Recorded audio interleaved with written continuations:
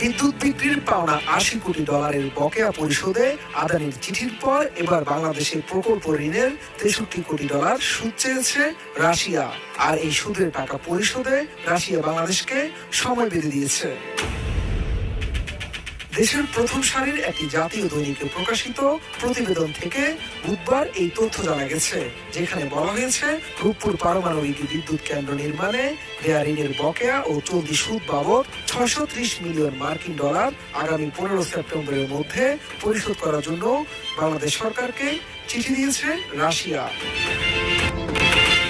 অর্থ মন্ত্রণালয়ের সূত্র দেশের জাতীয় ওই দৈনিকটি জানিয়েছে, এই তারিখে সুদ পরিশোধ না করা হলে জরিমানা ও মেয়াদ বৃদ্ধির যে প্রস্তাব তা নিয়েও জটিলতা বাড়বে। কারণ চলতি অর্থ বছরের ডিসেম্বরের মধ্যে এই প্রকল্পের ঋণের চুক্তির মেয়াদ শেষ হচ্ছে। সুদ পরিশোধ না করা হলে নতুন মেয়াদ বৃদ্ধির প্রস্তাবও